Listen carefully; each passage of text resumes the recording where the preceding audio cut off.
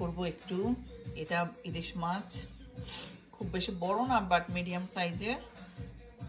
এটা ভাজি করে আজকে দেখে একটু ঝুল করে একটু ঝুল করব, দেখা যাক কি হয়।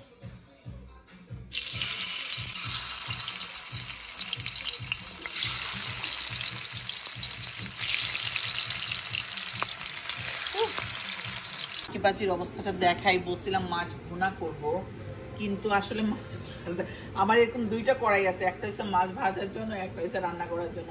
আমি আজকে মাছ রান্না করাটাতে বসাই দিচ্ছি, আর কিছু মাছ লেগে ভেঙেও গেছে, পরে বলি দূর ভাঙ্গে অবস্থা নাই, সো ফালাম আর পরে ভাজের মতো করে রেখে দিচ্ছি। আমি আর ভুনা বানা করার দরকার নেই, কষ্ট করে লাভ নাই।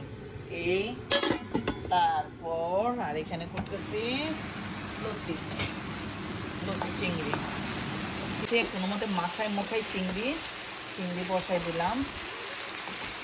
কি বলে লতি চিংড়ি, এই আর কি একদম ফাঁকিবাজি রান্না। কি পড়া, সারাদিন কাজ করতে করতে টায়ার্ড হয়ে যায় এক এক সময়। রান্না বান্নাতে মাঝে মধ্যে খুব বেশি ফাঁকিবাজি করি, পরে এন্ড অফ দ্য ডে মজা হইলেই চলে ফাঁকিবাজি করলে। এই আর কি।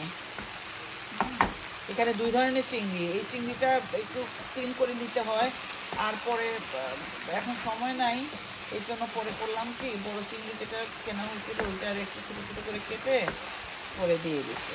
বড় চিংড়িটা তো আসলে একটু ভুনা করে খাই। এই তো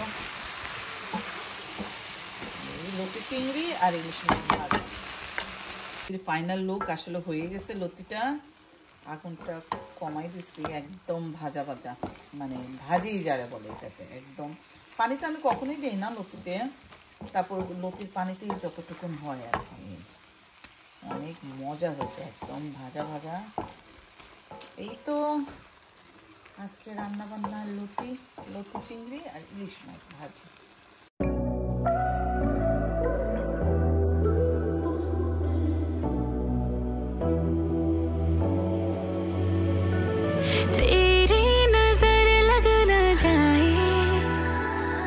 देखो न मुझको यूं है, जादू तुम्हारी नजर का बेचैनी कितने बढ़ाए।